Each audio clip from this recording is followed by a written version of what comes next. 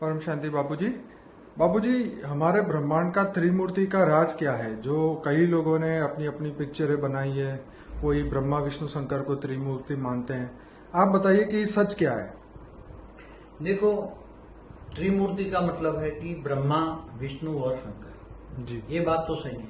जी इस ब्रह्मांड का मालिक शिव ने जी काम कराता है, खुद नहीं करता तो कराता है। जी ब्रह्मा द्वारा सर्जन कराता है, जी विष्णु द्वारा पालना कराता है जी और शंकर द्वारा विनाश कराता है। जी तो ये ब्रह्मांड में जब महाब्रह्मांड ने शिव की रचना की ना, जी शिव का बाप कौन है, रचयिता कौन है? महाशिव है, जो गैलेक्सी का मालिक है, आकाशगंगा का मालिक है। जी तो उसने ब्रह्मांड को रचवाया। महाशिव ने शिव द्वारा ब्रह्मांड को रचवाया। तो ये शिव जब निराकारी था, जब महाशिव ने एक संकल्पों द्वारा अनेकों शिव निराकारी बनाए। ओके। महाशिव ने एक संकल्प किया, वो निराकार था। उसने एक संकल्प किया तो अनेकों शिव पैदा हुए। ओके। एक संकल्प क्या किया कि मैं अनंत अनंत हो जाऊं। ठीक है।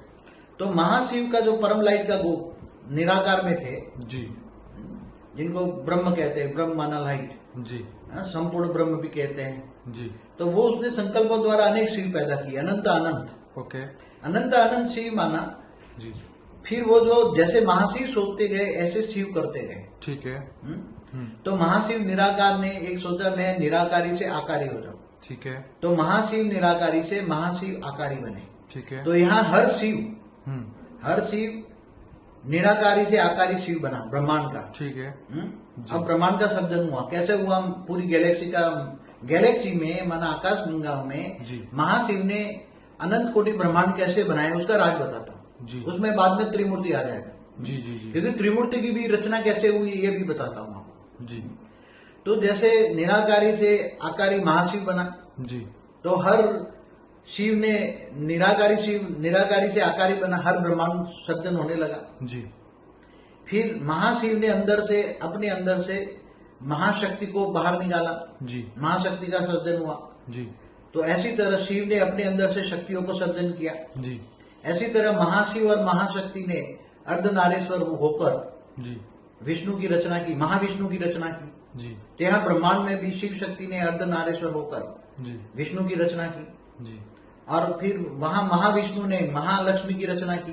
ठीक है। तो यहाँ ब्रह्मांड में विष्णु ने अपने अंदर से लक्ष्मी की रचना की, अपने अंदर से ही। ओके। और ऐसी तरह लक्ष्मी नारायण का कंबाइंड रूप कहते हैं। जी। लक्ष्मी और नारायण का तो सर्जन हो गया, मगर जैसे शिव और शक्ति अर्धनारेश्वरों को सर्जन करते हैं। जी। अकेला शिव भी सर्जन नहीं कर सकता, जी क्योंकि जो ज्ञानी है वो जानते हैं कि शक्ति के बिना शिव भी अधूरा है। जी जैसे कोई भी पुरुष प्रकृति के बिना अधूरा है, जी ऐसी तरह लक्ष्मी नारायण का कंबाइंड रूप होकर, तो वैसे वहां महाशिव महाशक्ति ने कंबाइंड रूप होकर जी महाब्रह्मा को रचा जी महाब्रह्मांड में।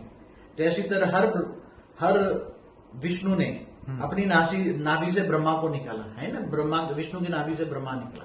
हर ब्रह्मांड में विष्णु ने ब्रह्मा को सर्जन किया। तो त्रिमूर्ति हो गई ना।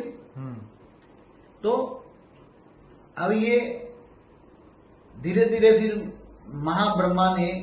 ब्रह्मा ने संकल्प किया, तो वहां महाब्रह्मा के अनेकों रूप निकल के जी महाइंद्र जैसे अनेकों रूप एक संकल्पों से पैदा किया। ओके। तो यहाँ भी अपने शास्त्रों में अनेक बात है। जब आज से हमारा ब्रह्मांड बने हुए पहले 50 साल हुआ। जी। ये हमारा ब्रह्मांड तो कई बार बना है, बिगड़ा है हमारा। जी। और महाशिव का तो बहुत समय होता है। जी। जैसे ब्रह्मा का 100 साल होता है, जी। तो महाशिव की एक पल होता है। जी। इसलिए शास्त्रों में लिखा है प्रतिपल अनंत अनंत ब्रह्मांड बनते हैं, बिगड़ते हैं। जी। अब त्रिमूर्ति की रचना की, तो ब्रह्मांड में पहले जब ब्रह्मा द्वारा सर्जन हुआ, जी। तो ब्रह्मा ने एक संकल्प से अपने जैसे अनेकों रूप बनाए। जी।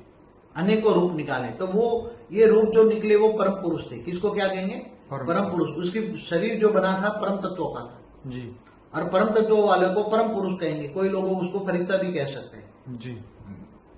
परम पुरुष थे। अब हर कोई परम पुरुष ने अपने अंदर से परम प्रकृति को निकाली। जी। अपने वनवांछित जैसी अपनी मन की जैसे प्रकृति निकाली। जी।